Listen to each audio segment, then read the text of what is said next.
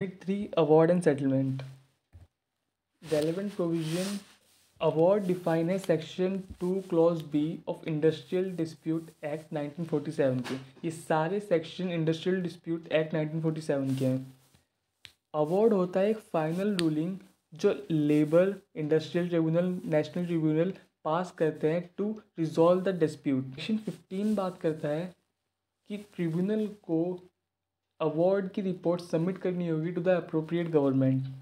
Section 17 clause 1 कहता है जो भी report board of conciliation, labour court, tribunal, national tribunal submit करेंगे गवर्नमेंट को, वो गवर्नमेंट को within 30 days official gazette के अंदर पब्लिश करनी होगी।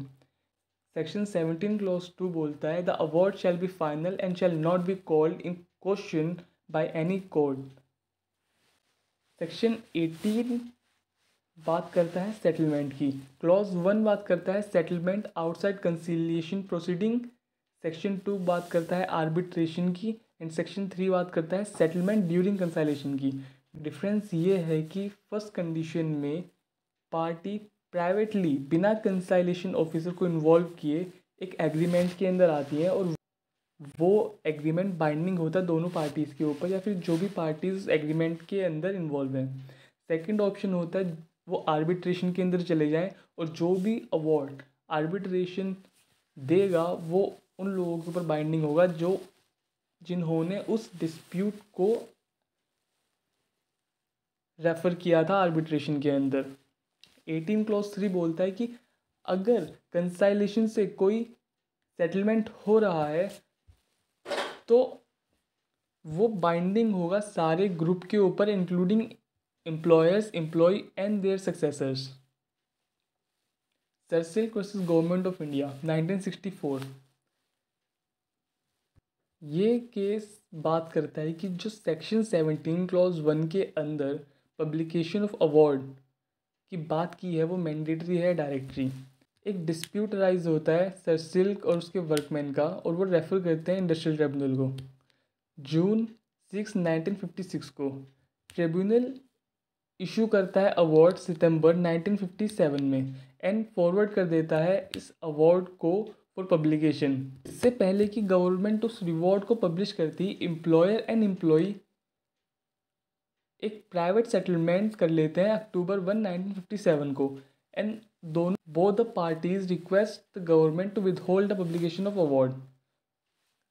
गवर्नमेंट रिफ्यूज़ कर देती है ये बोल के कि सेक्शन 17 क्लॉज 1 के अंदर जो पब्लिकेशन की बात है वो मैंडेटरी है उनके ऊपर। And Sirsilk filed writ petition under article 226 of the constitution challenging the government decision to publish the award. High court dismiss कर देता है रिट को ये बोल के गवर्नमेंट बाउंड है पब्लिश करने के लिए and then they move to supreme court for the same issue.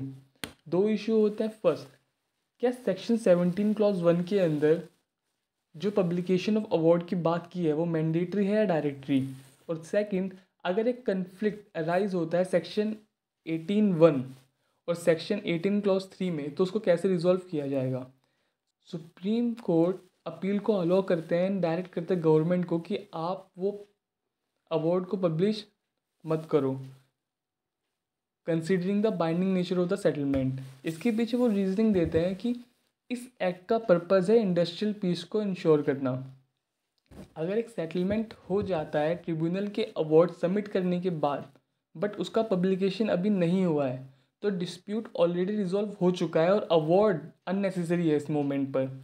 Second, वैसे तो सेक्शन 17 के अंदर जिस पब्लिकेशन की बात की है वो मैंडेटरी है बट कुछ एक्सेप्शनल केसेस के अंदर जहाँ पर सेटलमेंट एग्जिस्ट करता है और बाइंडिंग है, गवर्नमेंट को उन केसेस के अंदर अवार्ड को पब्लिश नहीं करना चाहिए ताकि कोई भी कन्फ्लिक्ट अराइज ना हो सेटलमेंट और अवार्ड के अंदर।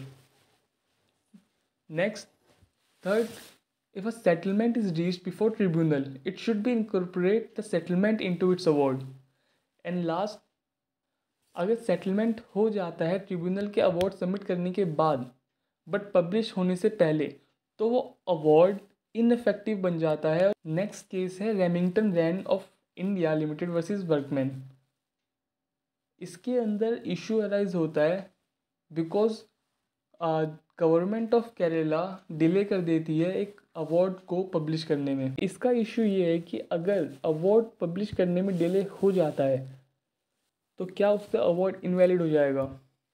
सुप्रीम कोर्ट हेल्ड करते हैं कि जो टाइम लिमिट है 30 डेज इन सेक्शन 17 क्लॉज 1 वो डायरेक्टरी है, मैंडेटरी नहीं है। जो डिले होता है पब्लिकेशन का उससे अवार्ड इनवैलिडेट नहीं होगा, क्योंकि जो प्राइमरी इंटेंट इस प्रोविज़न की वो है timely ensure publication without any penal consequences for the delay.